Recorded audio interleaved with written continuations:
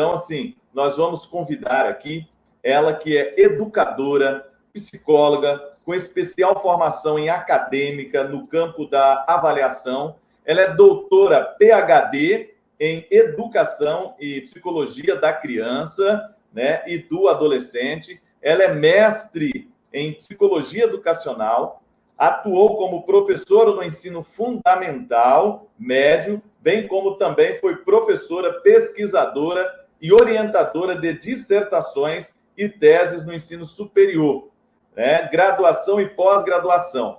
Tem experiência nacional e também internacional, como conferencista, consultora e avaliadora. É atualmente coordenadora do Centro de Avaliação na Fundação Sesgran Rio, membro da American Evaluation Association e da Associação Brasileira de Monitoramento e Avaliação. Mais uma palestra que vem engrandecer aqui o nosso evento. Convidamos, então, para falar sobre o tema avaliação, diagnóstica, aprendizagem e planejamento. Com vocês, convidamos Tereza Pena Firme para trazer essa brilhante palestra para nós.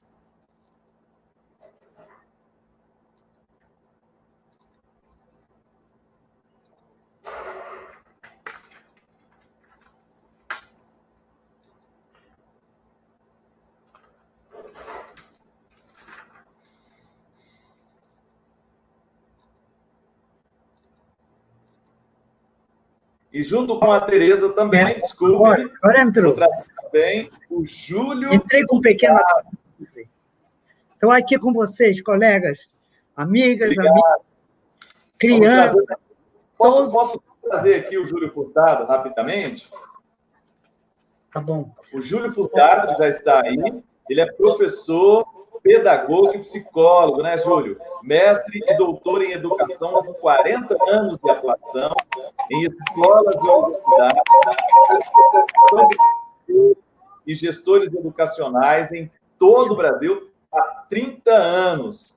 E exerce a docência na educação básica e no ensino superior há 40 anos. Atualmente, dedica-se à formação de gestores escolares e professores. Já desenvolveu trabalho no Chile, na Argentina, no Uruguai e é ex-reitor universitário e autor de diversos livros, além de colunista em diversas revistas e jornais. Quero agradecer a Tereza Pena Firme e também ao Júlio Furtado. Muito obrigado e eu passo a bola para vocês, para que vocês possam, então, dar sequência a esse momento tão importante dessa palestra tão fundamental aos nossos professores, a todos os nossos docentes. É com você, Tereza, é com você, Júlio. Obrigado.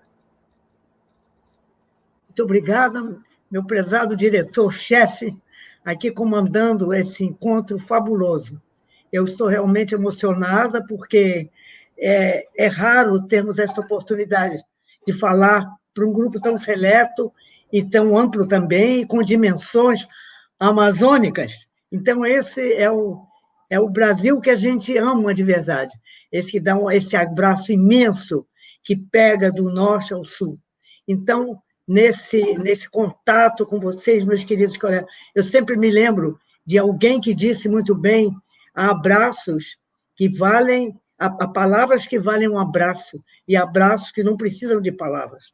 Então, nesse grande abraço que eu quero dar para vocês todos nesse momento, também quero aqui abraçar meu colega Júlio, que vai dialogar comigo, de certo modo. Nós vamos, talvez, interromper um ao outro, para aliviar vocês um pouco e dar um pouco mais de, não sei, de nuances e um pouco mais de variações na nossa temática, para talvez cansar menos vocês. Em todo caso, eu tive a oportunidade de começar, eu quero logo... Eu quero homenagear a Undime, porque eu acho que o Undime já virou uma organização internacional. Que o que o Brasil está fazendo através da Undime é digno de ser internacionalizado. É um exemplo bonito de como o Brasil trata a dignidade da capacitação de seus professores, gestores. E a verdade é que nós, palestrantes, também acabamos por nos capacitarmos também nessa empreitada, porque para nós é sempre um desafio, uma experiência nova. Eu peço licença para fazer uma reverência aqui especial ao Brasil e também para deixar vocês mais cientes de quanto tempo eu tenho de educação, de experiência e de amor a essa carreira maravilhosa que me honra muito. Que era no tempo do maestro Villa-Lobos. Eu era aluna do Instituto de Educação. E o Instituto de Educação foi convidado, como era sempre, a preencher a arquibancada de um campo de futebol. Eu vou dizer que é o Vasco, eu não sou o Vasco, mas eu bem que gostava daquele campo do Vasco, que abrigava 50 mil crianças e 5 mil normalistas do Instituto de Educação. E o maestro Villa-Lobos nos colocava nas letras enormes, pintadas na arquibancada. Isso, para mim, era um momento de curiosidade, o que vai acontecer. Cada voz ia para uma determinada letra, e eu, pela terceira voz, já pegava a terceira letra de alguma coisa que estava escrita na arquibancada. E, até que começasse a solenidade, nós não teríamos descoberto ainda de que se tratava. Mas, para não me alongar muito, já lá pelo hino da independência, possivelmente, não estou muito lembrada dessa parte, faz muitos anos, e o maestro Villa-Lobos, com uma jogada de grande criatividade, pediu que as 50 mil crianças permanecessem sentadas com seu uniforme azul e branco, como era o uniforme das normalistas, e de tal maneira nós estávamos misturadas com eles, que nós não distinguíamos quem era normalista, quem era criança, também pela cor do uniforme. Alguns rapazes, poucos, maioria de meninas, mas todas nós no azul e branco, com as crianças de azul e branco. E, neste momento fundamental e culminante, o Villa-Lobos pedia normalistas, crianças permaneçam sentadinhas, normalistas de pé. Nesse momento, nós descobrimos o que estava escrito. Estava escrito Brasil na arquibancada. Imediatamente, aquela imagem ficou perpetuada em mim. O Brasil será levantado pelo magistério. É o magistério quem levanta o Brasil. E magistério de ensino fundamental, médio, educação básica. Eu acho que o magistério inteiro, educação básica, superior e a pós-graduação, tudo. Mas nós temos que trabalhar essa base. Aí está o lugar da Undime. Eu acho que, dessa vez, eu escreveria Undime, porque homenagem a Undime pelo que ela tem feito pelo Brasil. Parabéns. Nunca mais me esqueci dessa imagem.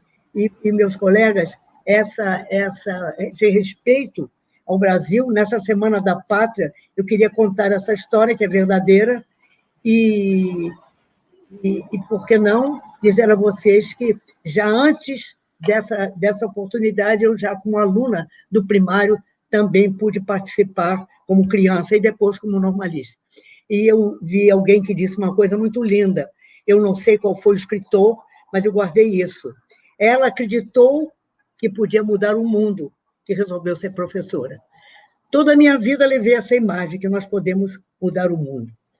E agora, eu quero dizer que falar com vocês é falar comigo mesma, é procurar melhorar a minha própria formação, porque não parei de ensinar, não parei de trabalhar com o magistério, e hoje estamos falando de coisas que nós conhecemos.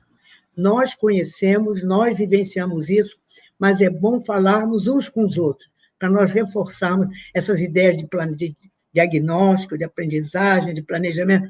É com isso que nós lidamos, mas é bom nós conversarmos uns com os outros. Eu estou aqui não para ensinar, mas para conversar um pouco com vocês, com a participação de meu colega, distinto colega Júlio, que eu digo a ele que, por favor, me interrompa, me deixe, faça a sua pergunta ou faça a sua colocação, para que nós, como eu disse no início, façamos um encontro bem leve, para não cansar os professores.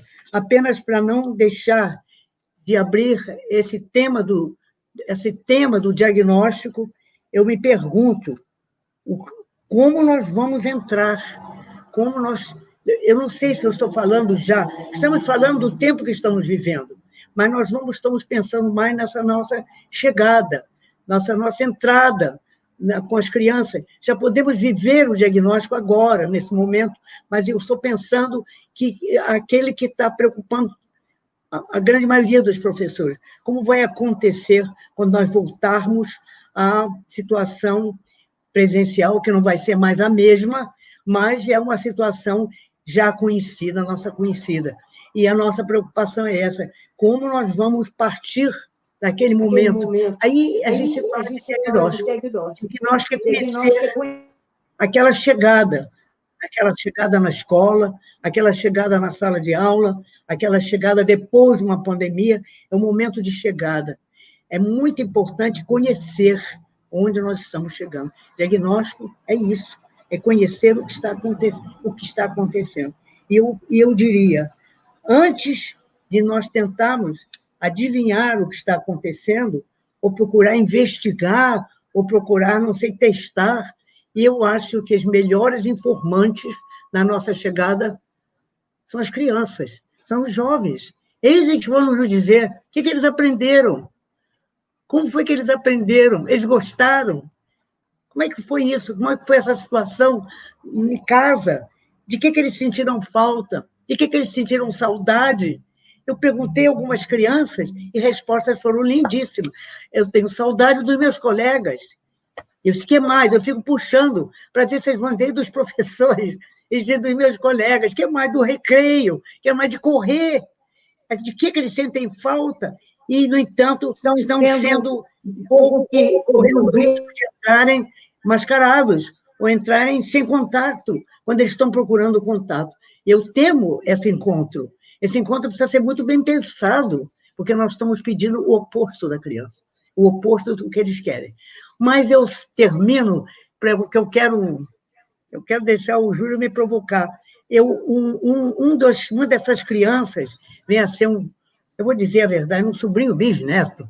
Ele disse para o pai, pai, eu tenho saudade até das coisas ruins da escola. E eu perguntei ao pai se ele perguntou um pouco mais.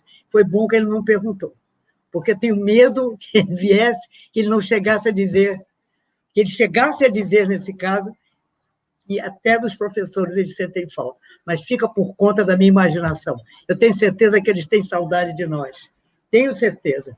Eles gostam da gente, e gostam mais do que qualquer pessoa. A criança é o nosso parceiro predileto nessa jornada. Não sei, Júlio, você quer me ajudar a falar um pouco mais desse diagnóstico para mim?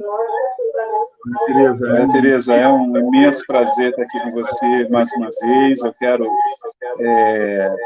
saudar, né, toda a Undime Norte, os estados aí do Amazonas, do Acre, Roraima, Rondônia, Amapá, Pará, Tocantins, e dizer da imensa alegria da gente poder estar aqui. Primeiro, a alegria de poder estar falando, né, para todos esses professores, para todos esses educadores. E, em segundo lugar, a alegria de poder estar aqui junto com você. Eu acho, Tereza, que o seu início já foi brilhante no sentido da gente começar a se perguntar o que a gente entende como diagnóstico, né? Como diagnóstico. Na verdade, uma coisa que a gente não pode deixar de se perguntar nesse momento em que a palavra diagnóstico está tão presente no nosso vocabulário, diagnosticar o quê? Né? O que eu pretendo diagnosticar com essa possível volta às aulas presenciais, como no caso do Amazonas, que já voltaram às aulas presenciais. Eu acho que a grande preocupação inicial, e a pergunta que não quer calar, é o que eu pretendo diagnosticar? Né? Ou seja, eu pretendo diagnosticar apenas o que o menino aprendeu ou deixou de aprender em termos de conteúdo durante a pandemia? Será que eu posso apenas usar a palavra diagnóstico para isso? Né? Ou seja, a gente já sabe de antemão que, com certeza, teremos que ensinar de novo, teremos que reforçar aprendizagens, porque, assim, meio que de antemão a gente sabe que o trabalho que a gente está fazendo nesse período de pandemia é um trabalho emergencial, né? É um trabalho que a gente está tentando fazer da melhor maneira possível. Porém, a gente sabe que esse trabalho vai precisar de reforço. né? Ou seja, a própria legislação já diz isso. Mas eu queria voltar para a grande questão. Diagnosticar o quê? Né? Diagnosticar o quê? Apenas se o menino aprendeu ou não as questões ligadas ao currículo?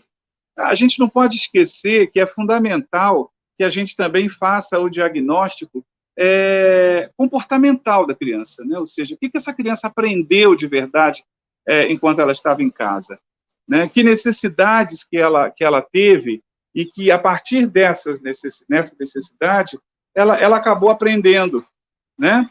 Que aprendizagens são essas que essa criança traz depois desse tempo de pandemia? Eu acho que eu preciso entender, primeiramente, que diagnóstico é esse. O que eu quero diagnosticar? Né? Eu quero diagnosticar o que falta que essa criança sentiu da escola, como você mesmo agora há pouco falava, né? Ou seja, o que na escola fez falta para essa criança? Eis um diagnóstico fundamental para o professor, né?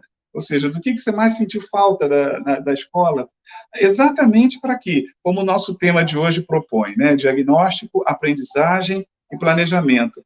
Eu preciso diagnosticar a criança como um todo, eu preciso diagnosticar, em especial, o que ela aprendeu, né? Para que eu possa pensar em quais aprendizagens ainda são possíveis de eu promover a ela esse ano, que atividades, que aprendizagens eu vou precisar resgatar com ela, e que planejamento que eu vou fazer a partir disso que eu tenho, né? A partir dessa realidade que essa criança vai me trazer e que eu tenho que diagnosticar essa realidade como um todo, né? Porque se a gente não prestar atenção nisso, né, Tereza, a gente vai entrar naquela velha história de aplicar provinha tão somente, né, com as questões que ele deveria saber, corrigir a provinha e depois fazer um planejamento de recuperação, sem olhar para uma criança que ficou isolada, para uma criança que muitas vezes passou por momentos ou está passando por momentos difíceis e que, com certeza, esse todo vai influenciar na continuidade da aprendizagem dessa criança.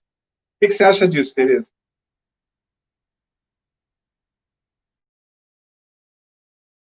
Com essa sua visão tão ampla do diagnóstico, porque nós temos que voltar com uma atitude bastante aberta, bastante flexível, para nos adaptarmos a essa contingência. E cada criança tem o seu contexto, cada criança teve uma escola, é como se eles viessem de escolas diferentes e se juntassem numa formação. É um desafio. Nós precisamos conhecer individualmente. O trabalho vai ser individual, sim. Claro que nós temos que usar estratégias para fazer essa individualidade em grupos. Isso tudo que você disse que é importante descobrir nas crianças, nos alunos, deve ser, talvez, em grupos. Eu me organizar por conhecer, talvez cada dia ou cada semana, me dedicar mais a um grupo, outro grupo, para ir escutando a história de cada um. E nós vamos definitivamente construir um grande mapa da aprendizagem deles. Creio que toda essa indagação, eu insisto em nós fazermos a indagação, porque é bem provável que haja crianças que avançaram no conhecimento. Outras talvez não tivessem avançado tanto, mas alguma coisa nova aprenderam. É juntando essa aprendizagem, juntando essas aprendizagens informais que eles tiveram, talvez formais em alguns casos, onde o pai ou mãe são professores, que orientam, talvez, uma aprendizagem mais organizada, um programa mais organizado, mas nós sabemos que esse não será o caso da maioria. Então, eles trazem aprendizagens práticas da vida, técnicas, até vocações já sendo, de certo modo, formadas, incipientemente, mas formadas, porque eles se desenvolveram em atividades caseiras ou muito coloquiais, e isso é material para nós. Entendo que, para isso, é preciso registrar essas coisas. Nós não podemos... A minha memória não se compara com a sua memória, Júlio, mas é muito bom escrever, registrar essas informações, porque nós estamos, com isso, formando o que se chama portfólio, que é um registro é um álbum muito importante. Eu lembro muito do trabalho da Fundação Roberto Marinho, com a professora Vilma Guimarães, que ela deu o nome de memorial a esse tipo de portfólio, ou seja, as memórias que a criança tem e que nós também vamos aproveitar essas memórias, juntar dentro das nossas memórias. Porque nós também, nesse período, desenvolvemos, eu digo nós porque eu estou aliada com vocês, professores, mas nós juntamos muita aprendizagem nova que jamais tivemos na formação de professores. Nós, por mais que tenhamos estudado nas melhores universidades, nos melhores ambientes, nós aprendemos muita coisa nesse período. E isso tem que ser registrado. É uma pena perder essa riqueza que o professor aprendeu, essa riqueza que os gestores aprenderam, essa riqueza que essas crianças trouxeram. Seriam crianças com portfólio, professor com seu portfólio, gestor com seu portfólio, e a partir desse portfólio, com esse portfólio, que nós vamos verificar, de fato, a aprendizagem logo inicial, que é a base do que vamos fazer com o planejamento. Nós temos que planejar com base nesse conhecimento adquirido do contexto. E no país como o nosso, de dimensão continental, a realidade da região norte, fantástica, fabulosa, é diferente da realidade fantástica também do sul, do centro-oeste, do sudeste ou do nordeste. São realidades belíssimas nesse país, de tal maneira que nós temos aqui um universo nesse país. E por que não aproveitar esse universo? Eu não quero dizer pandêmico, porque eu não estou gostando dessa palavra, mas esse universo planetário. É planetário isso. Hoje a educação é planetária. Daqui a pouquinho eu quero falar um pouquinho sobre isso na avaliação planetária. Hoje não se fala mais da avaliação do indivíduo, mas é planetária. Então, o nosso conhecimento também vai criar essas dimensões. Que riqueza nós vamos ter. Vamos experimentar. Pois não, eu estou só... Não, eu só queria fazer uma observação ao que você disse quando você fala do portfólio, né? Ou seja, a gente usa muito pouco esse instrumento para avaliar, né? A nossa avaliação ela ainda é muito, eu diria, muito racional, né? Ou seja, eu preciso produzir uma nota, essa nota precisa produzir uma média, aquela velha história que a gente conhece. E quando você fala do portfólio, eu me lembro de uma coisa fantástica, que é o portfólio é o acompanhamento da aprendizagem, e você falou de uma maneira fantástica o fato de que não é só o aluno que tem portfólio, o professor também tem portfólio, né? Ou seja, as experiências que eu vivo nessa pandemia, as experiências que eu estou vivendo enquanto professor, elas precisam ser registradas também, né? Exatamente porque, com certeza, eu não vou sair o mesmo professor após essa pandemia. E uma outra questão que você colocou, que eu também acho que merece destaque, é que a gente diagnostica para planejar. Mas, para eu planejar, e aí, Tereza, eu já queria jogar essa questão, essa provocação para todo mundo que está ouvindo a gente, planejamento é alguma coisa que só quem tem esperança pode fazer. Por quê? Porque planejamento significa transformar em ação ideias. E para eu transformar em ação, vamos imaginar o retorno das aulas, né? Ou seja, em alguns lugares já até retornaram.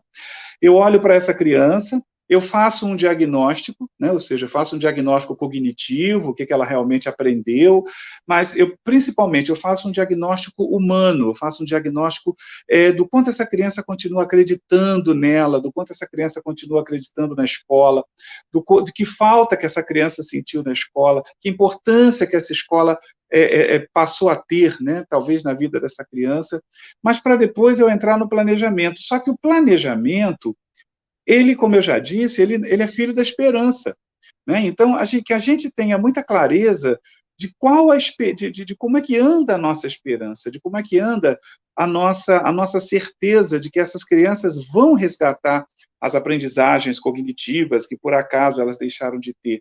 E que nesse diagnóstico, como você também lindamente frisou, a gente valorize muito mais o que a criança aprendeu do que o que a criança deixou de aprender, né? Porque qualquer planejamento que se faça nesse retorno das aulas vai ter que se basear num diagnóstico humanizado, né, para que a gente, e vai ter que se basear numa convicção do professor de que essas aprendizagens vão ser resgatadas, né, e vai ter que se basear também numa certeza do professor de que ele vai ser capaz de resgatar essas aprendizagens. Então, eu só planejo se eu acredito no futuro.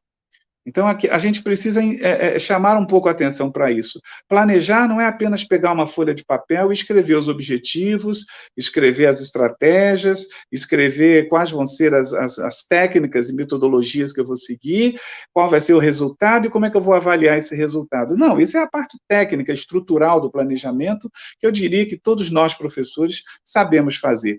Mas eu estou aqui lembrando que todo planejamento nasce de uma esperança, e a gente está vivendo, nesse período de pandemia, um momento em que a gente precisa reforçar a nossa esperança. E, ao retornar às aulas presenciais, eu vou precisar olhar para esse aluno, diagnosticar esse aluno enquanto pessoa, primeiro, diagnosticar esse aluno enquanto possibilidade, para que depois eu possa planejar. Mas possa planejar para uma aprendizagem que não é apenas a aprendizagem cognitiva, mais uma vez falando da importância da gente olhar esse diagnóstico como um todo, né? Ou seja, diagnosticar a criança, diagnosticar o mundo da criança, e não apenas o que ela aprendeu ou deixou de aprender. Mas eu só queria chamar a atenção para isso. Eu não planejo se eu não tenho esperança. Eu acho que é importante, né, isso, a gente lembrar disso. O microfone, Tereza, seu microfone está desligado. Isso, agora sim. Ligou. Agora. Ligou? Tem que estar ligado. Agora ligou. Se não tiver ligado, ótimo, tem que ligar. É muito interessante essa ajuda que nós estamos dando um ao outro, Júlio, e falando também da ideia de independência, não é independência que nós precisamos ter agora, não é dependência, é interdependência. É que nós temos que fazer agora na nossa formação, na nossa continuidade, porque nós dependemos uns dos outros agora. Os colegas têm que trabalhar em equipe. Nós temos que trabalhar cada vez mais em equipe, formar equipes de professores para esse trabalho a que nós nos referimos, do diagnóstico. Não sozinha, não fique sozinha, não feche a porta, abra a porta. Nós estamos abrindo os canais, agora vamos abrir as portas. Deixa a porta aberta, deixa o colega entrar, deixa o colega participar. Com essa participação dos pais, dos colegas, das próprias crianças, dos próprios alunos, nós vamos ter um planejamento fantástico e vamos ter realmente uma esperança maior de realização, porque vamos planejar com segurança, com firmeza, com apoio. Nós temos agora um apoio maior para fazer esse plano. Estamos recebendo toda essa volta de uma situação desafiadora, estamos trazendo isso para aproveitar toda essa bagagem para impulsionar um pulo mais alto. E aqui eu vejo que essa ideia de que também está ligada a diagnóstico. Acabou o diagnóstico, já sabe o que é, acabou não. Nós temos que continuamente estar, como você disse, acompanhando, diagnosticando constantemente. Aí vem o segredo e a força da avaliação. Professores conhecem, avaliação formativa, professores conhecem, diagnóstica, formativa, somativa. A formativa é aquela que vai corrigindo no caminho, mas você só corrige o que você está diagnosticando. Então, essas coisas não estão separadas. Você diagnosticando e vai corrigindo, e vai formando. E vai levando isto à sua culminância, que nós chamamos de somativa, é o resultado final, mas não acaba na somativa. Ela continua, a somativa vira formativa, porque na somativa nós encontramos os resultados que geram novas aprendizagens, novas correções, e assim vai um contínuo de avaliação lado a lado com o planejamento. Planejamento e avaliação, planejamento, aprendizagem, avaliação, caminham juntos. Os três caminham juntos. Eu quero enfatizar bem isto, mas, ao mesmo tempo que nós pensamos nessas palavras mais técnicas, nós sabemos que isso é um processo que só o professor vai conhecer, só vai conhecer na sua prática. na medida que ele faz essas três coisas interagirem. Como disse o Papa João XXIII, que é São João XXIII, ele disse, veja tudo, deixe passar muita coisa, corrija um pouco. Nós temos a preocupação de corrigir tudo, não. Nós vamos deixar passar muita coisa que não é tão importante. Vamos procurar aquilo que é essencial e vamos corrigir um pouco. Não corrigir tudo, porque nós nos tornamos rígidos, inflexíveis, e isso é o pior que você pode recomendar num processo de diagnóstico, de planejamento, de aprendizagem, de avaliação. Eu não sei se me caberia acrescentar aqui, dizer um pouco, já que eu mencionei a questão da palavra avaliação, já que nós já trouxemos essa ideia de recuperar, de resgatar, eu penso aqui no momento... Tereza, eu posso falar só uma coisinha a respeito disso que você acabou de dizer? Não, fala duas coisinhas, se você quiser. Eu achei fantástico isso.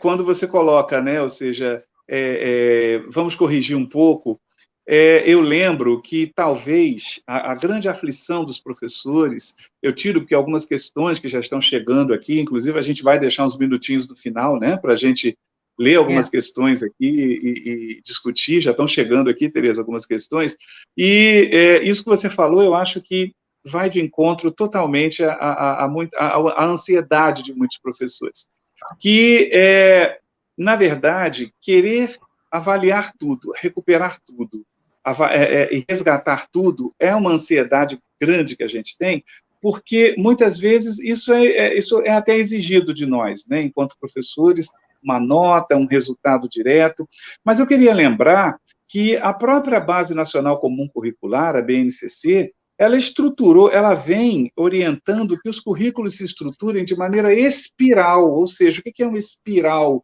Uma espiral é uma mola. E qual é a característica do currículo em espiral? É que o que o menino aprende no primeiro ano, ele volta a aprender no segundo, ele toca de novo nesse assunto no terceiro, ele toca mais uma vez no quarto, ele vai tocar de novo nesse assunto no quinto. O currículo que a BNCC propõe é um currículo em espiral, exatamente porque os assuntos precisam ser diluídos ao longo de todas as séries, né? E não apenas concentrados numa série só, como o currículo que a gente conhece sempre foi, eu costumo chamar de currículo gavetinha. O contrário de currículo em espiral é currículo gavetinha. O que é o currículo em gavetinha? É que tudo é ensinado naquela série. Por exemplo, aprendeu fração. Fração é assunto de sexto ano, né? Corpo humano é assunto de oitavo ano. Então, aprende tudo de corpo humano no oitavo ano. A BNCC ela veio mostrar que o currículo precisa ser em espiral, né? Vamos estudar um pouquinho de corpo humano no sexto, um pouquinho no sétimo, um pouquinho no oitavo, um pouquinho no nono. Vamos estudar um pouquinho de fração no primeiro ano, no segundo, no terceiro, começando com a noção. Por que eu estou falando isso? Eu estou falando isso porque vai ao encontro disso que você levantou, Tereza. Professores, cuidado com essa imensa preocupação de recuperar toda a aprendizagem perdida.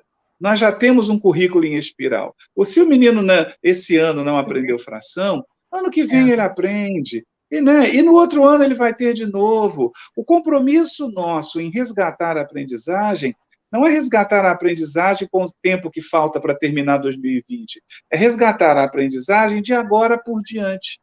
Então, eu acho que isso precisa nos tranquilizar e precisa fazer com que a gente assuma o compromisso de um resgate possível, de um resgate calmo, de um resgate tranquilo, né? Ou seja, uma outra questão que apareceu aqui e que eu acho interessante, né, é sobre a questão das notas, né?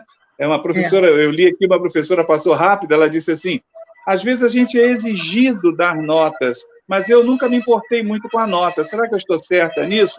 Com toda certeza está, professora. Com toda certeza a senhora está certíssima. Eu acho que a senhora precisa se preocupar com a evolução do seu aluno, com a aprendizagem do seu aluno. A nota é uma consequência, né? Ou seja, eu sempre costumo dizer, daquela velha história, né, Tereza? Quantas vezes, às vezes, a gente dá nota baixa para um aluno que a gente sabe que é ótimo. Por quê? Porque ele errou na prova. Eu não sei o que aconteceu com esse menino. Né? Ele é ótimo aluno, mas na prova ele errou. Aí eu tive que dar uma nota baixa para ele porque ele errou na prova. Mas eu sei que ele é ótimo. Eu sei que ele é bom na sala de aula, eu sei que ele é bom durante as aulas. Então, é isso mesmo. Se eu for exigido de dar uma nota agora, que eu seja generoso. Dê uma boa nota para quase todo mundo, né? Porque essa é uma necessidade do momento, uma necessidade desse momento emergencial. Emergencial como essa sirene que a gente está vendo passar aqui agora. Está passando uma... Júlio, eu acho que você tocou num ponto crítico. Eu me lembro de um grande professor, hoje ele está no céu, o professor Morgado. Muitos professores de matemática conhecem, acho que quase todo professor de matemática conheceu esse professor. Ele uma vez disse que a escola estava se sentia assim, muito orgulhosa de ter conseguido fazer reuniões, não é? Encontros de professores de todas as séries, de professores da mesma série, os professores do primeiro, do segundo, do terceiro, etc., e faziam essas reuniões para planejar o trabalho. Ele disse que nós precisamos inventar também um outro tipo de reunião. Ele disse, reunião na mesma disciplina. Os professores de matemática, aqueles que são mais voltados, não é, para matemática, pelo menos que têm mais voltados para a área, disciplina. Então, os professores do primeiro ao 9º ano da matemática deveriam se encontrar para sentirem essa sequência que você se referiu. Porque o professor do primeiro ano pode estar falando de proporção, como o professor do último ano pode fazer no 9º ano, mas de uma maneira cada vez mais evoluída, mais intensa, mais sofisticada. E um professor deveria conhecer a sequência da sua disciplina nas diferentes séries, porque as séries são uma organização um pouco fictícia e artificial. As pessoas não caminham com essa rigidez de primeiro ano, segundo, terceiro, não. A criança no primeiro ano que já estão com a cabecinha de terceiro ou quarto, e outros não, estão com a cabecinha do primeiro. Não é por inteligência, é por uma questão de diferenças, não é? Individuais. As pessoas têm ritmos diferentes de aprendizagem. Então, é preciso aproveitar essas oportunidades de um professor também crescer nessa visão. Se ele percebe uma competência na criança, uma capacidade, está além daquela da série em que ele está, ele avança. Ou ele retrocede se ele necessita buscar os primeiros anos de uma aprendizagem, no caso da alfabetização. Voltar, se perceber o problema de alfabetização no 4º ou no 5º ano. Ter condição de voltar à série, porque é uma sequência, como você disse, e vai no ciclo, subindo, mas sempre refazendo aquele conhecimento e aprofundando o conhecimento. Eu vou pegar esse gancho para dizer exatamente que aí todo o processo de avaliação vai ajudar muito, desde que, veja bem, hoje eu estou falando, não estou falando de avaliação de 30 anos atrás, não estou falando de avaliação de 50, de 20, estou falando de avaliação agora.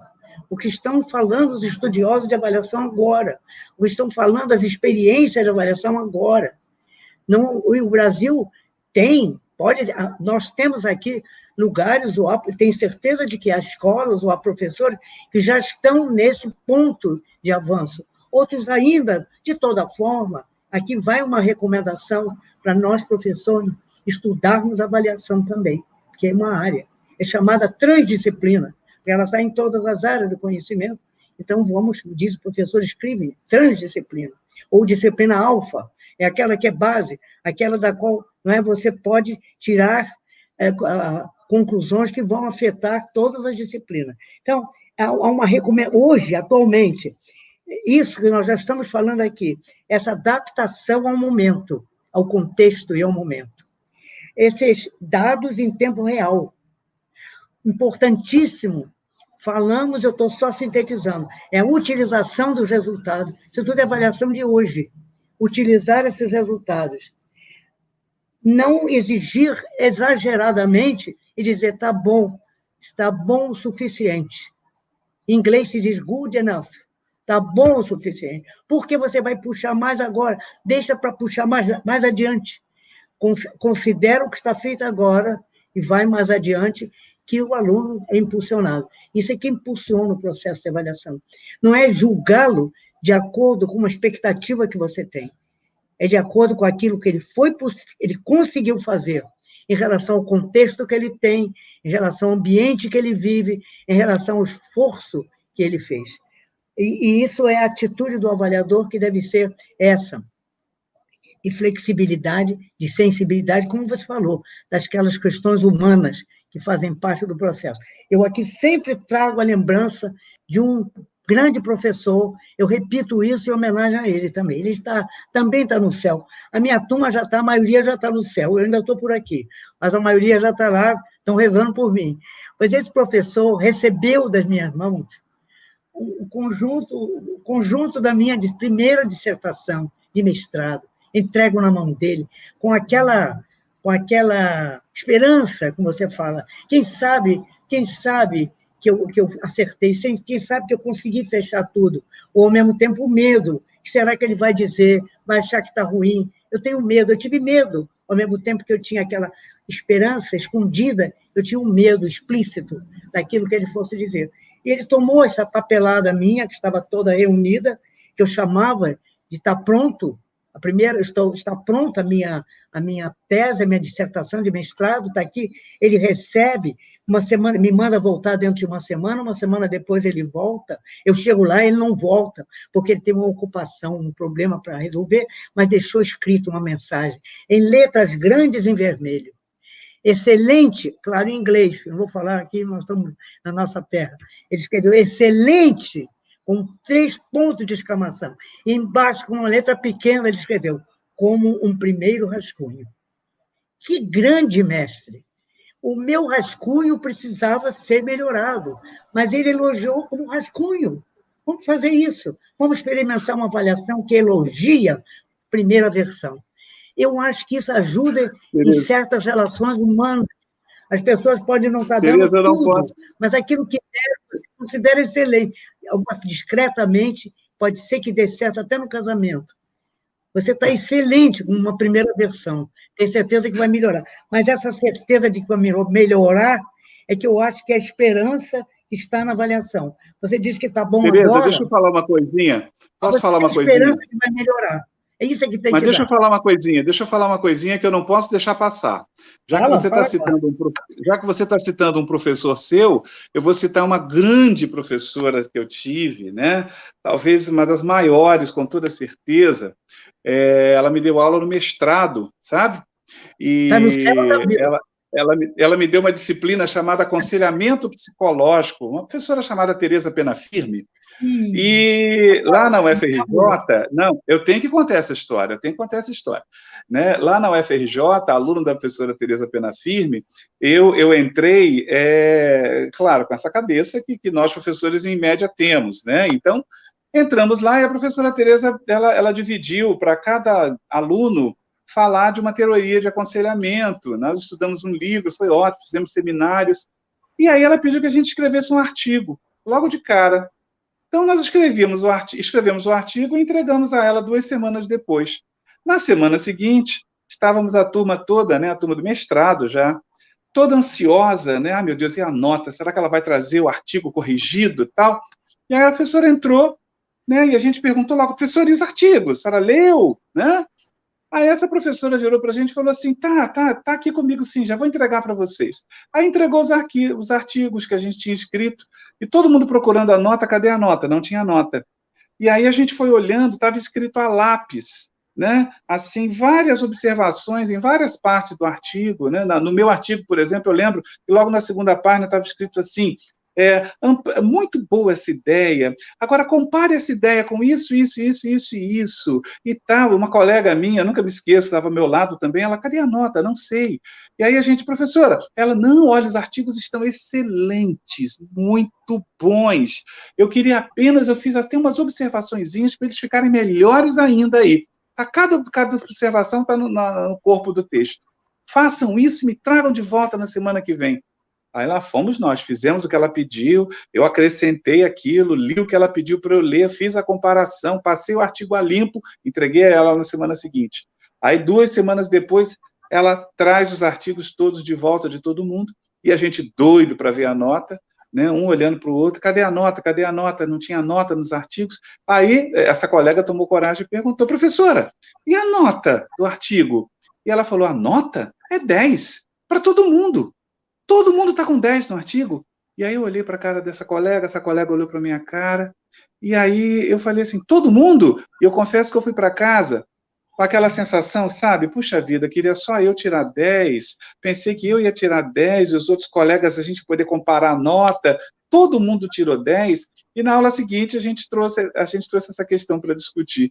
E eu lembro, nunca vou me esquecer, tá, professora, quando a senhora colocou claramente assim, qual é o grande objetivo da aprendizagem? Qual é o grande objetivo da avaliação? É que todos aprendam, é que todos tirem 10. Né? Então, todos vocês são 10, ou seja, se ainda não eram 10, todos se tornaram 10. E eu nunca mais esqueci disso. Então, eu queria registrar essa historinha, né, que eu já te contei. Você já sabe dela, né? Protagonista dessa história. Porque é isso que você está falando aí, Tereza, tem super a ver, né? Ou seja, com tudo isso. E talvez tenha a ver também com algumas apreensões de algumas pessoas, alguns professores que estão já encaminhando perguntas. Eu queria, por exemplo, tem uma pergunta aqui que foi encaminhada, deixa eu ver aqui, a professora Rosane Miranda, parece, né? Ela acho que a partir do que a gente está conversando, ela perguntou, Tereza, mas e as séries terminais, tipo 9º ano, 3º ano do médio, não tem que ser avaliadas somativamente? A avaliação somativa, ela tem que acontecer o tempo todo, tá, Rosane? No sentido dela se tornar, como a Tereza muito bem colocou, uma fonte de avaliação para o meu replanejamento do ano seguinte.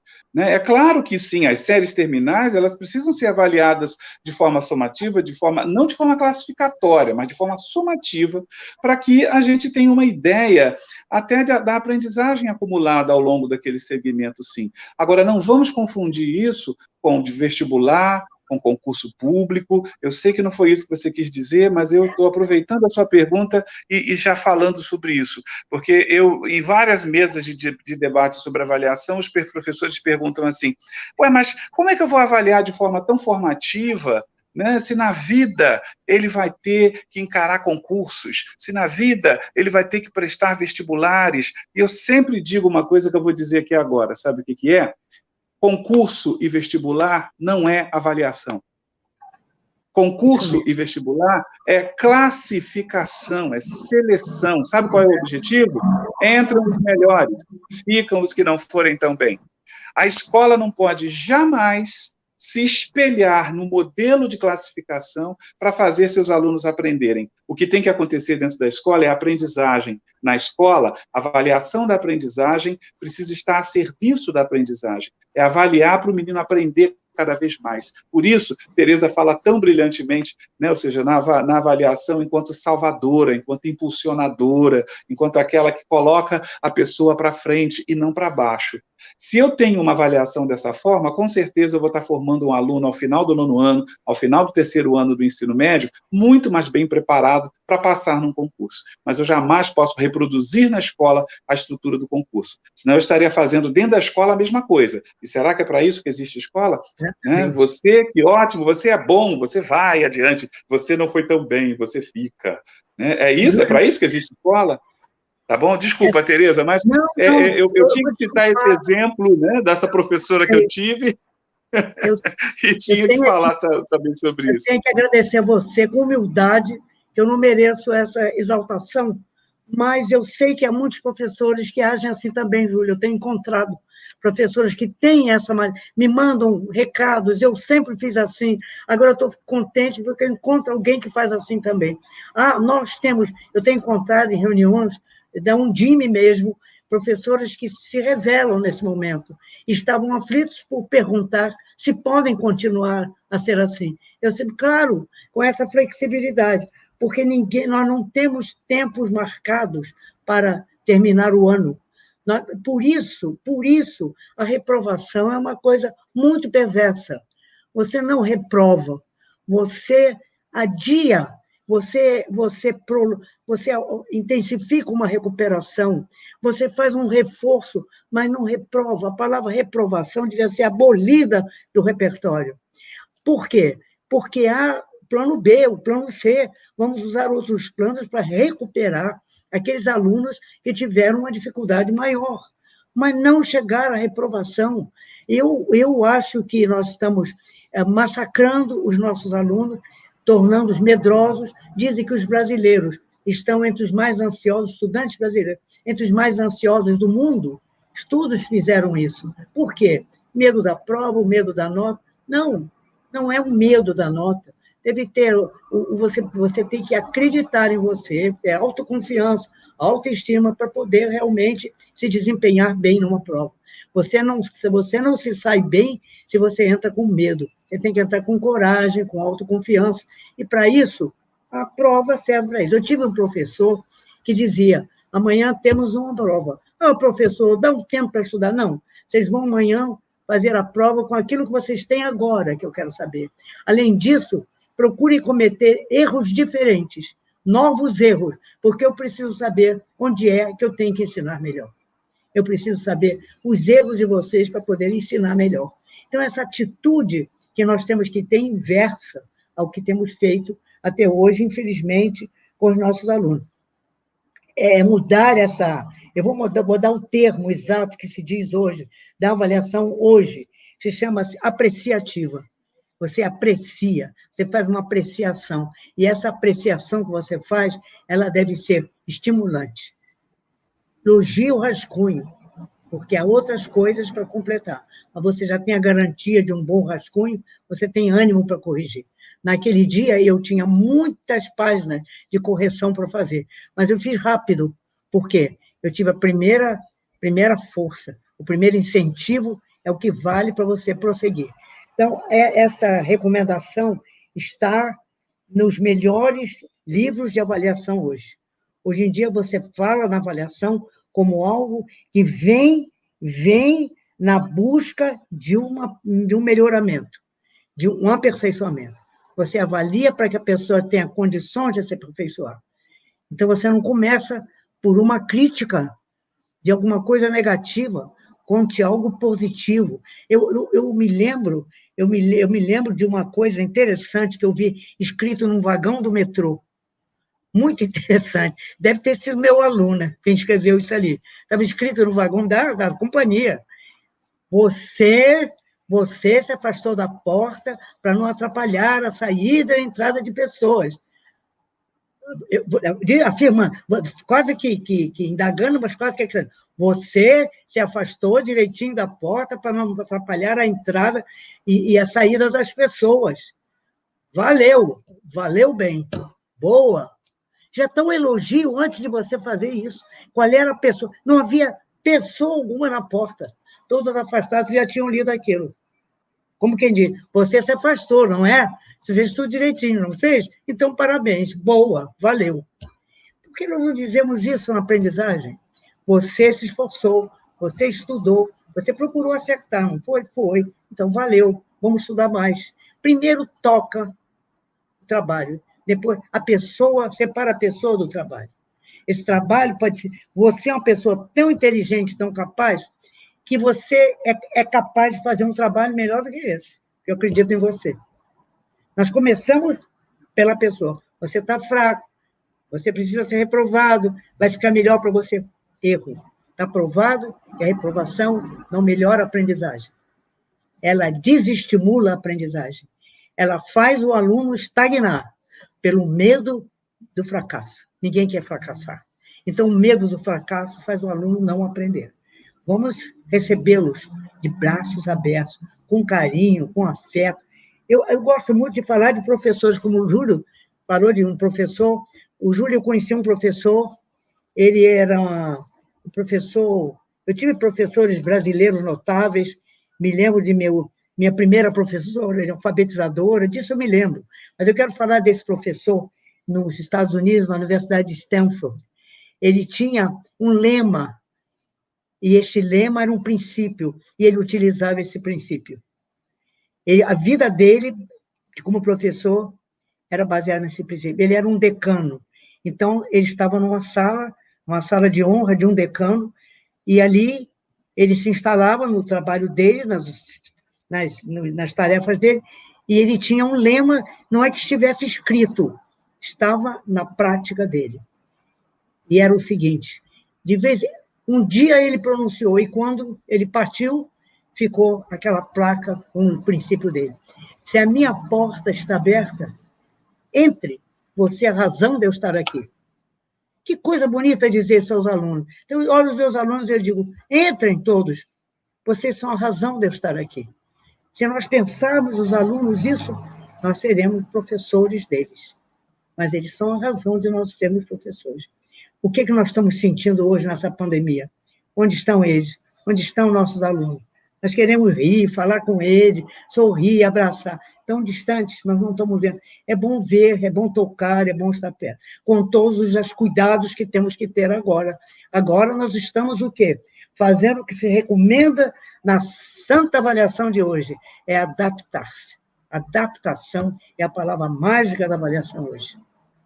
Eu gosto de deixar os professores sempre com um lembrete. É um lembrete. Isso que eu disse são as qualidades de uma avaliação de hoje, do mundo de hoje, do mundo flexível de hoje. Essa ideia de integrar o pensamento de outros, dos alunos, dos colegas, deixar a porta aberta. Já que nós estamos falando na live, nós estamos expostos, os pais, as famílias estão nos vendo.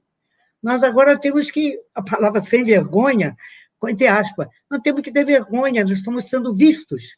E ser visto é muito importante. Nós gostaríamos de ser criticados nessa visão de nós. Eu não quero demorar, eu quero só caminhar rápido para dizer aqui uma mensagem, a gente ainda vai falar, mas eu quero dizer aos professores que todos nós cometemos erros, mas cometemos muitas coisas, fazemos muitas coisas boas. E pedir aos professores que... Eu estou pedindo as coisas que toda a minha vida eu procurei fazer, aprender, e estou aprendendo até hoje. Vamos nos unir, vamos estar juntos, uns aprendendo com os outros.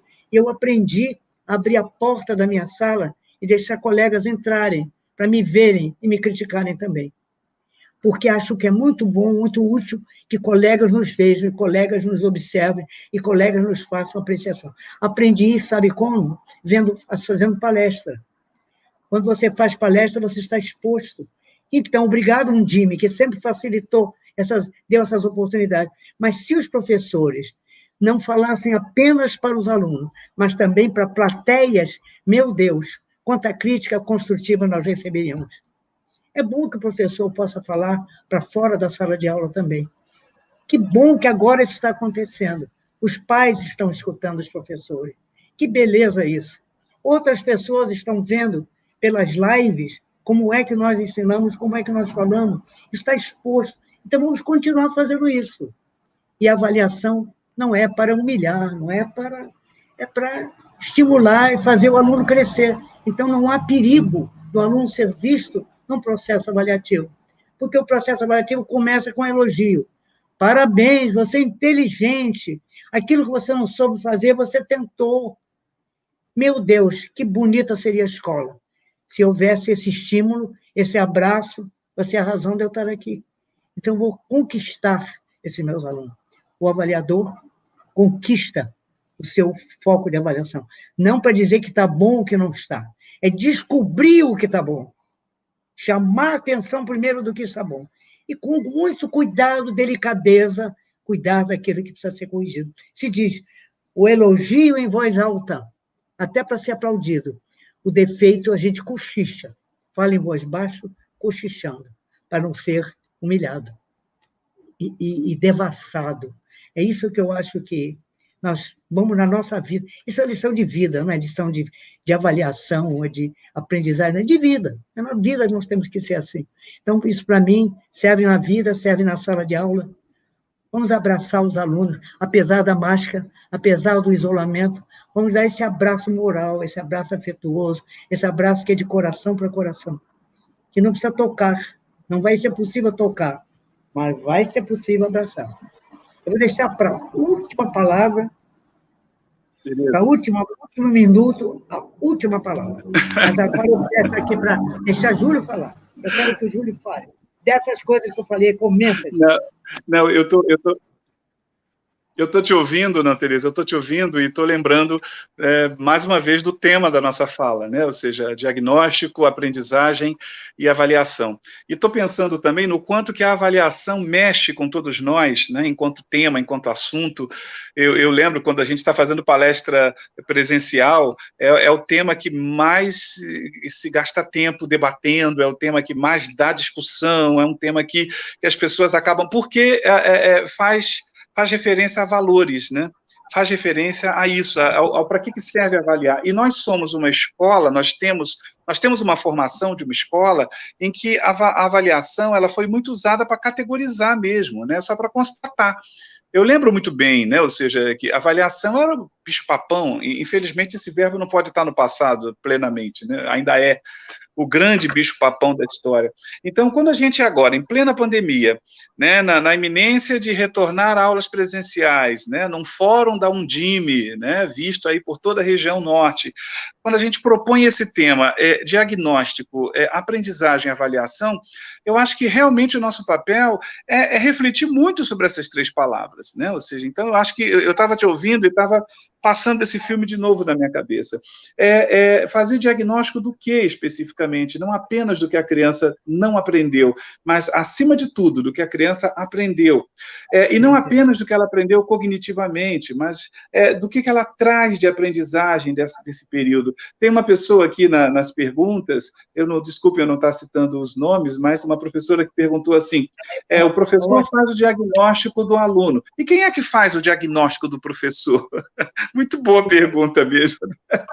Quem é que vai diagnosticar o que nós aprendemos, né, durante esse processo de pandemia, né? Como é que nós estamos chegando na escola, né? Como é que a gente está voltando? A gente está voltando abalado, menos abalado, com que predisposição a gente está chegando na escola? Então, eu acho que é fundamental, respondendo de uma forma bem objetiva a essa pergunta, quem precisa fazer esse diagnóstico, não só dos professores, mas de toda a equipe da escola, é a equipe gestora da escola, né? Mas aí vai nascer uma nova pergunta, quem é que diagnostica a equipe gestora, né? Quem é que diagnostica o diretor, o coordenador, as pessoas que lideram a escola? Aí a gente vai lá para a Secretaria de Educação, ou seja, a equipe da Secretaria de Educação, o secretário de Educação, precisa entender que é momento de também sentar com a equipe das escolas e fazer um diagnóstico, mas não um diagnóstico único para todo mundo, um diagnóstico por escola, igual a gente não faz o diagnóstico por aluno, tem que fazer esse diagnóstico por escola. Escola tal está precisando mais dessa ajuda, a escola tal está voltando muito fragilizada, a equipe de lá está precisando de mais de um suporte, né? Aí, se nesse momento o secretário de Educação começar a se perguntar quem é que faz o diagnóstico do secretário, quem é que faz o diagnóstico da secretaria, aí a gente vai para o prefeito, e aí a gente vai ter um momento que a gente vai precisar ter a clareza desse ato de diagnosticar.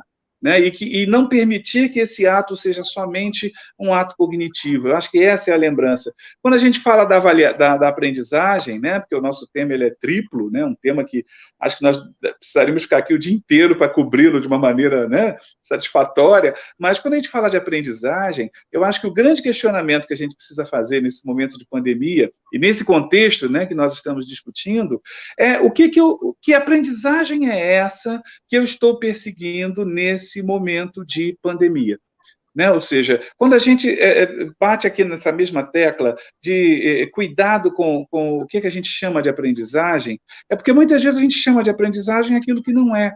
Né? A gente tem perseguido tanta aprendizagem significativa, e a aprendizagem, para ser significativa, ela tem que partir do sentido que o aluno fez sobre aquilo que ele aprendeu, e não da repetição do conceito que está no livro, e não da repetição do conceito que o professor ensinou. Né? É muito mais importante o menino conservar a planta da casa dele e cuidar da planta da casa dele e entender por que ele tem que cuidar da planta, do que ele saber de cor e salteado, por exemplo, o que é fotossíntese.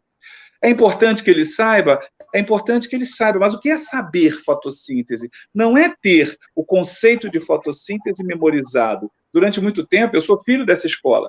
Né? As minhas atividades de revisão para a prova eram um questionário de 50 perguntas, eu tinha que decorar as 50 perguntas, porque na prova iam cair 10.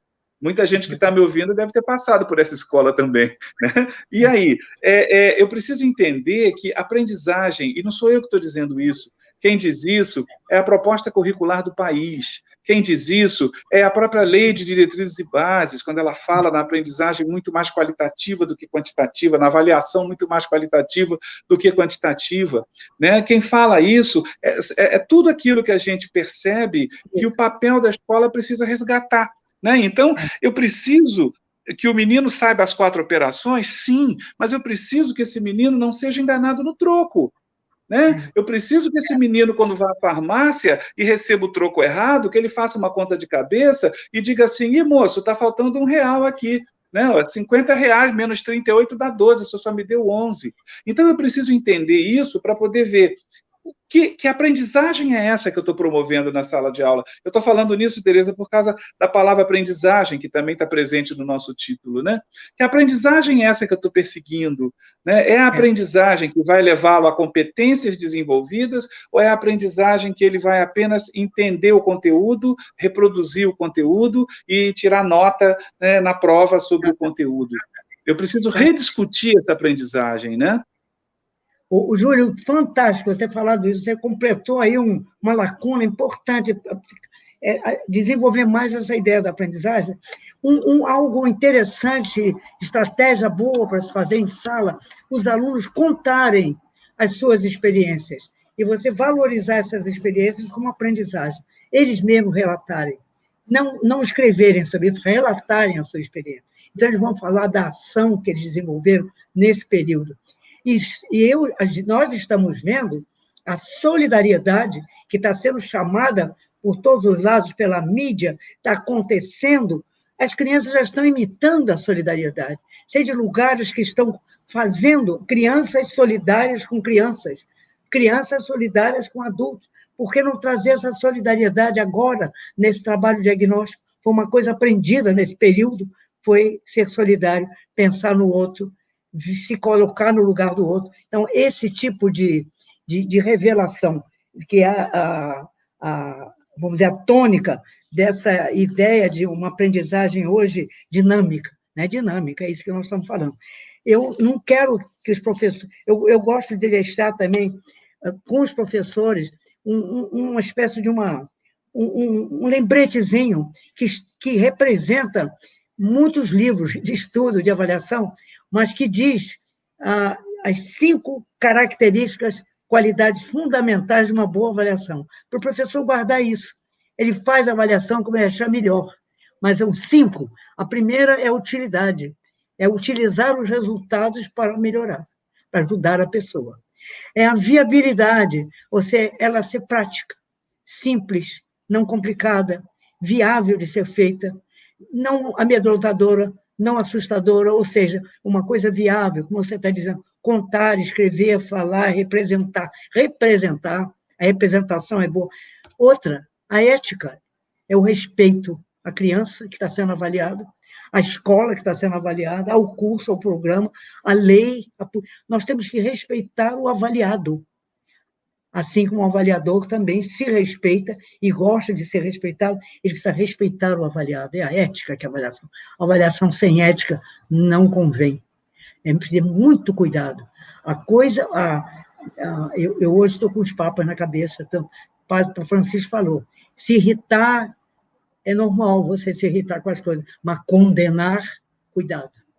E a nossa avaliação vira condenação. A pessoa fica condenada a quê? O que é isso? Não há condenação na avaliação. Há um resgate, uma recuperação e há um aproveitamento. Então, eu diria, a última, a penúltima, a quarta, seria o cuidado nos instrumentos que você vai usar para fazer esse diagnóstico. Você falou, eu falei, ouvir, pedir que o aluno represente, que ele fale, ouvi-lo nesse caso, pedir que desenhe, que faça um trabalho que represente aquilo que ele aprendeu. Tudo isso é instrumental para a avaliação. Você recolher esses produtos, essas representações da sua aprendizagem. Uma delas é a prova escrita. Uma delas é o exercício, mas é uma delas. Há muitas maneiras de um aluno mostrar o que aprendeu, o que ele sabe.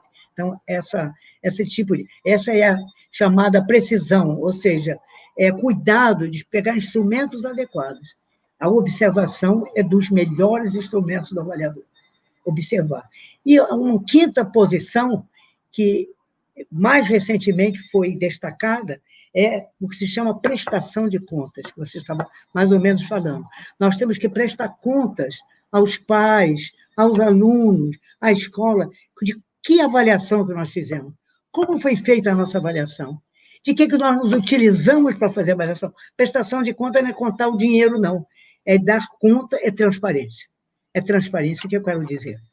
Prestar contas é ser transparente no processo avaliativo. Então, utilidade, a viabilidade, a ética, a precisão, buscar instrumentos adequados para não avaliar tudo com uma coisa só, com uma prova só, e a transparência na prestação de contas, que você disse que seria a avaliação. Nós estamos com isso avaliando a própria avaliação.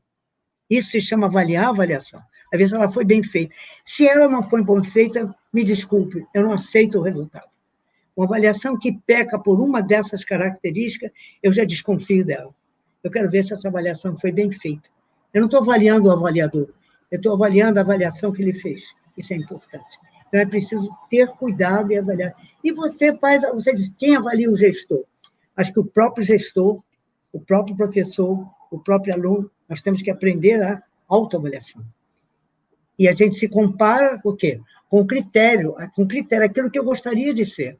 Quão longe eu estou do que eu gostaria de ser. Quão próximo eu já cheguei. Então, sempre olhar o que foi bom para mim e aquilo que ainda preciso melhorar. Professor, seja modesto nesse sentido. Pense nas coisas boas que você criou nesse tempo. Você já inventou. Elogie esse professor, você merece.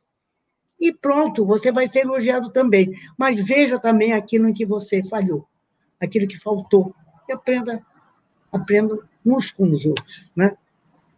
E já vão me cobrar a última palavra, porque já está no fim, né, Júlio? Eu estou vendo que a gente está no fim. A gente ainda tem umas questões aqui para responder, Tereza. A gente ainda tem não podemos temos falhar. uns minutinhos aqui, mas eu ouvindo você falar agora, sabe o que me ocorreu? Me ocorreu assim, até para que isso que a gente está falando fique muito claro, né? Por exemplo, como é que eu avalio o que eu aprendi nessa pandemia? Eu comecei a pensar em mim. Tereza, eu aprendi a cozinhar, eu aprendi a fazer live, Isso. eu aprendi a lidar com uma porção de programas, eu aprendi a mexer com Google Sala de Aula, eu aprendi uma porção de coisas novas sobre o WhatsApp, porque foi onde eu comecei a utilizar. Hã? Aprendeu a ouvir? Pois é. O que você aprendeu nessa pandemia? Então, por exemplo, uma das questões que eu vi que foram colocadas aí por alguns professores é como é que eu avalio esse repertório de aprendizagens que não é só curricular, né? Ou seja, que é curricular, na verdade, mas que não consta, não é tão valorizado cognitivamente. E quando você coloca, quando essas crianças retornarem, faça uma roda, né? Ou seja, respeitando lá as distâncias, né? Respeitando a maneira que a gente tem que estar, mas pergunte, dê espaço, né? O que você aprendeu? O que você não fazia, que agora, depois da pandemia, você sabe fazer? Né? Ou seja, como é que você fez para driblar as coisas? Eu ouvi uma roda de conversa, né, que uma das escolas que já voltaram gravou, e aí mandou para mim, né? A menina falou, o que você sabia, não sabia antes, que agora, como é que você lidou com as coisas durante a pandemia? A menina falou assim, olha, eu aprendi a lidar com o tédio. Aí, ela tem 12 anos, né? Pré-adolescente já. Aprendi a lidar com o tédio. Porque não tinha nada para fazer em casa. Nada para fazer. Aí eu ia para a cozinha, da cozinha para a sala, da sala ia para o quarto, do quarto ia para voltar para a cozinha, da cozinha e tal, e não tinha o que fazer. E aí, a minha mãe virava para mim e falava assim, arruma alguma coisa para fazer, garota! Arruma alguma coisa para fazer, né? Para de andar de um lado para o outro e tal. Aí ela, mas fazer o quê, mãe? Aí ela, então já vou, você está sem o que fazer? Pode deixar que eu vou te arrumar. Então, a minha mãe me arrumava uma porção de coisa para fazer, e com o tempo eu fui vendo que aquilo era bom. Porque nisso que eu fazia aquilo que a minha mãe pedia, né, nisso que eu ajudava a minha mãe, o tempo passava mais rápido. Então, professor, eu acho que agora, depois da pandemia, eu aprendi que ajudar a nossa mãe em casa é bom. Que beleza, Olha né? só, Que olha que bonito, coisa que coisa interessante. bonita, né? Olha, Júlio, isso é tão bonito que a gente não é nada de outro mundo, né? É algo tão simples e que nós não valorizávamos antes. Hoje está sendo valorizado. Havia um Pois é. professor que estava na sala dele, quieto, numa universidade, foi no Rio Grande do Sul. E um aluno bateu na porta, o professor estava sentado na mesa dele. E ele disse, professor, já que o senhor não está fazendo nada agora, será que o senhor pode me ajudar? Ele disse, olha, um instantinho, eu estou fazendo alguma coisa assim, eu estou pensando. Você vê, nós não damos conta disso. Temos que parar para pensar também. Não interrompe porque eu estou pensando. Então, eu posso deixar aqui uma mensagem, Júlio, para os professores, justamente ligado a essa preocupação. Eu quero deixar uma mensagem. Há uma pequena, simples, rapidíssima história de Malbataan, como se diz melhor, que era, acho que, se não me engano, era o professor Meli Souza, ele era um grande entusiasmado pelas coisas, não é? Assim, bonitas, místicas, enfim, de outras áreas e de grandes lições. Ele conta uma história bonita que eu vou contar em 2 palavras rapidinho. Era um monge, um jovem rapaz que foi passar um tempo no deserto com monges. E ele procurava aprender as coisas que eram faladas ali. Mas um dia ele chegou para um monge mais sábio, mais velho, talvez, não sei se era o mais idoso, mas era dos mais sábios, e disse, eu estou aflito porque eu não me lembro das coisas que eu ouvi aqui. Eu me esqueci. Definitivamente, eu me esqueci de todas aquelas coisas que eu escutava aqui, que eu escutava sempre, eu estou aflito. Não sei como eu faço agora, porque eu não me lembro. E o monge disse, então, me ajude. E disse, veja aqueles 2 cântaros ali adiante. Se eu mudar um pouco, você me perdoe a adaptação, o autor principalmente. Mas aqueles 2 cântaros que estão ali, veja aqueles 2 cântaros, pegue um deles. Muito bem, lave este cântaro, o melhor que você puder. Ele lavou o cântaro, lavou bem o cântaro, lavou bem. Agora enxugue bem. Muito bem. Agora me responda a pergunta. Qual dos cântaros está em melhores condições? Conte-me que diferença você vê entre este e aquele que você não tocou. Ele disse, claro, que esse aqui está purificado, esse daqui está lindo, está brilhante, eu vejo todos os desenhos dele, está um cântaro perfeito, ele está lindíssimo. Ele disse, então, muito bem, e o outro? Não, o outro continua como estava, igual, embaçado, não tenho essa mesma visão. Então, o que aconteceu? Depois eu lavei, eu enxuguei, eu trabalhei perfeitamente nesse canto, mas onde está o vestígio da água que o lavou?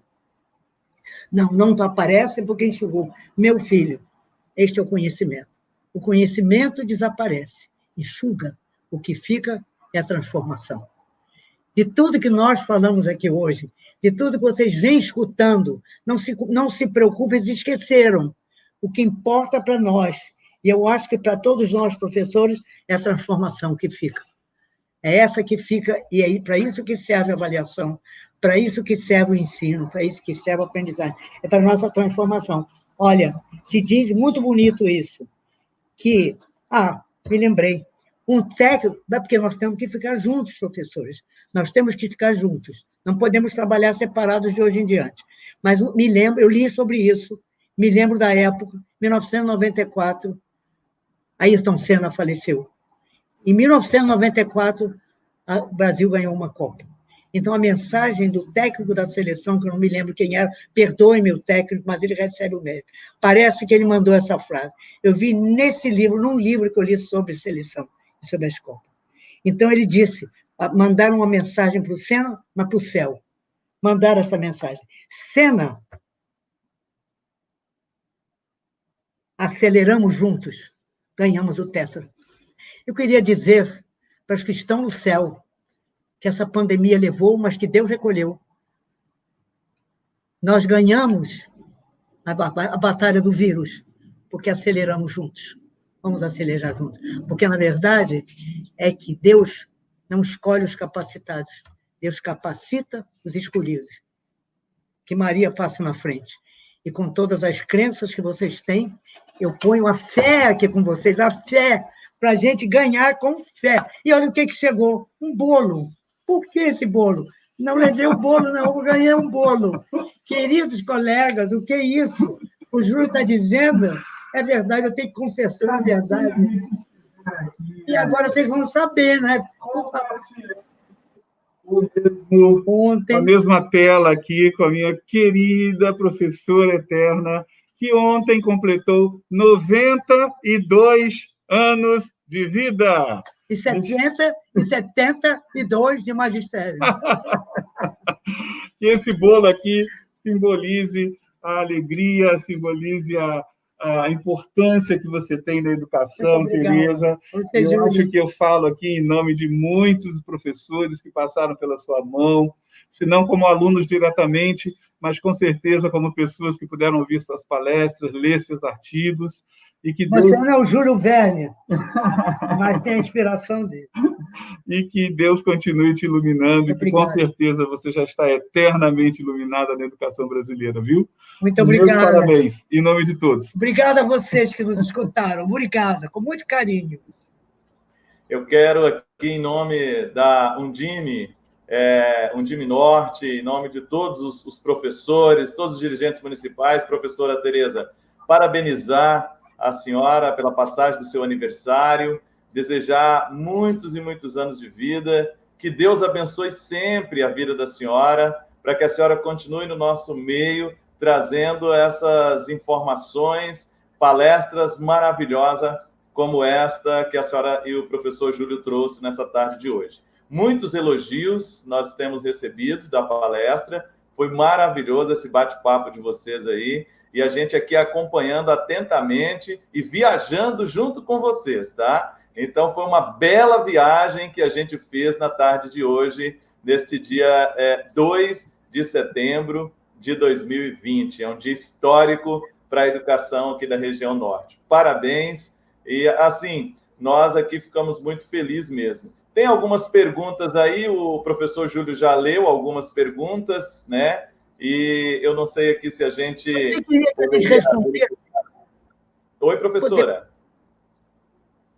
Ou por escrito ou agora, né? Não sei. Então, temos algumas perguntas aqui. Eu vou dar uma passadinha aqui, rapidinho, para poder responder. Certo. E eu quero até aproveitar para agradecer todas as pessoas que participaram, que fizeram as perguntas, né? Nosso muito obrigado a todos. E o bate-papo foi tão bom que, assim, a tarde passou bastante rápido, a hora passou muito rápido. Mas nós temos aqui uma pergunta, eu não sei se o professor Júlio já leu, se o senhor já leu, a gente passa, da Rosemary Almeida. O sistema nos cobra uma nota, mas eu, enquanto professora, avalio meu aluno no processo considerando suas dificuldades e esforços. A nota, para mim, é apenas uma exigência. Isso é correto? Eu já falei sobre essa pergunta. Sim, eu já mencionei essa pergunta na nossa fala. Eu, inclusive, incentivei a postura dela. Da Rosane Miranda também, alunos nas séries finais, 9º e 3º ano de ensino médio, não teria que ser avaliado cognitivamente? O senhor já comentou também? Sim, deu um destaque especial a essa questão. Ótimo, beleza. Então, acredito que foi comentado todas as perguntas, né? E aí a gente só agradece a todos que perguntaram, todos que participaram. Muito obrigado. Eu quero aqui, em nome da Undime e da Ferraz Eventos, agradecer os senhores, tanto a professora Tereza como o professor Júlio. Muito obrigado mesmo pela participação de vocês aqui. Foi enriquecedor essa palestra. Nós que estamos realmente neste momento de muitas dúvidas com relação a essa questão da avaliação da aprendizagem, né? E essa palestra ela veio realmente contribuir muito com o nosso desenvolvimento, com o nosso trabalho. Muito obrigado, Que Deus abençoe vocês e a gente, com certeza, vamos estar nos encontrando, né, nessa nossa jornada em prol de uma educação de qualidade, tá ok? Muito obrigado a vocês. Muito obrigado. Obrigado. Ok. E agora, neste momento, então, nós vamos acompanhar a fala da Ferraz Eventos, gente. Vocês sabem